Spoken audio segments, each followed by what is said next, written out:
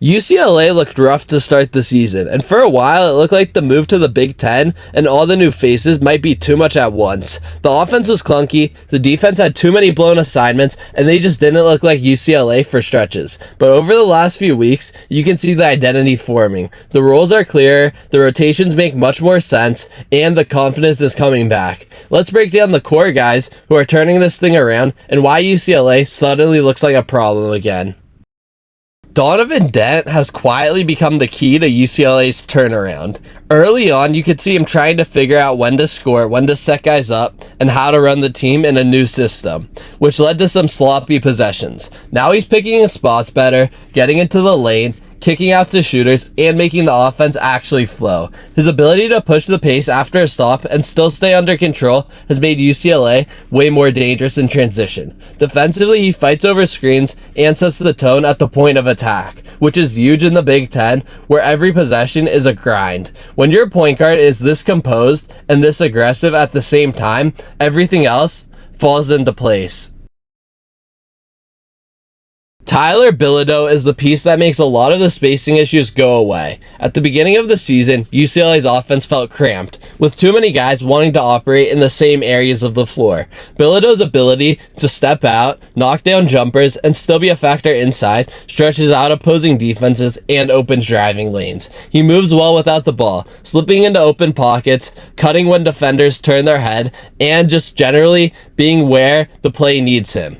On the boards, he's physical enough to hang with bigger Big Ten bigs, which keeps UCLA from getting bullied inside. As he's settled into that stretch forward role, the offense has started to look way more balanced and harder to guard. Dailey Jr. gives UCLA the physical matchup-proof forward they were missing at the start of the year. At first, it felt like he was floating a bit, not fully sure when to be aggressive and when to play off others. Lately, he's embraced bullying smaller defenders, attacking switches, and using his strength to finish through contact or draw fouls. He also helps on the glass, crashing from the wing and creating extra possessions that this offense desperately needed early on. On defense, his ability to guard both forwards and some guards lets UCLA switch more and simplify coverages. As Dailey has leaned into being the tough, downhill wing on both ends, UCLA's overall toughness and identity have jumped up a level. Skyy Clark has gone from trying to do everything to doing exactly what this team needs from him. Early struggles came when he forced tough shots, drove into traffic, and tried to win games by himself instead of trusting the pieces around him. Now he's picking his moments, hitting catch and shoot threes, attacking closeouts, and using his handle to create better looks for himself and others. His ability to play both on and off the ball has opened up more lineups because he can share the floor with Dent and still be effective. Defensively, he's competing harder, getting into passing lanes, and turning mistakes into easy transition buckets the other way. When Clark is locked in as a scorer and a playmaker, UCLA's backcourt suddenly looks like one of the most dangerous in the conference. Xavier Booker has given UCLA something they just didn't have early: length and shot blocking that changes how teams attack. At first, he looked a little tentative and out of rhythm, picking up cheap fouls and getting lost on rotations. Now he's timing his contests better, staying vertical, and erasing shots at the rim without bailing people out. Offensively, he doesn't have to be a star. Just catching lobs, finishing dump-offs, and occasionally stepping out to hit a jumper keeps defenses honest. His presence alone makes drivers think twice and lets the guards pressure more on the perimeter. When Booker is locked in defensively and running the floor, UCLA suddenly looks like a team that can win ugly in March.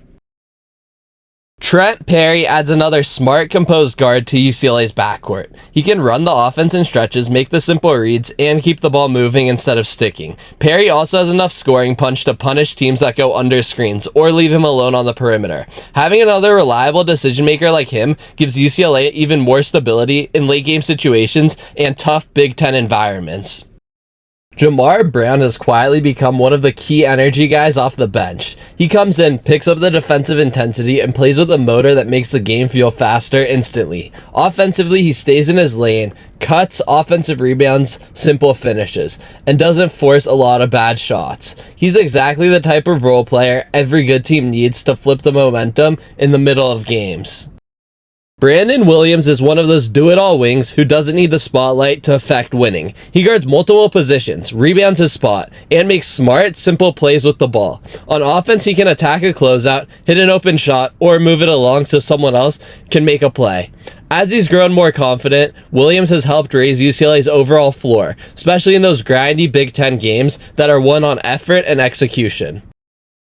Steven Jamerson gives UCLA a true interior anchor at center. He takes up space in the paint, sets hard screens, and gives the guards a big target to throw to on rolls and dump-offs. Defensively, his size and presence at the rim forces opponents to think twice about attacking the basket, even when he doesn't block the shot. When Jamerson is controlling the glass and finishing simple plays inside, UCLA's whole defense and half-court offense look a lot more stable. So yeah, UCLA looked rough early, and the record from the first few weeks shows it. But as roles have settled, the rotations have tightened, and guys like Dent, Dailey, Clark, Bilodeau, and Booker have started to click together. You can see the momentum turning.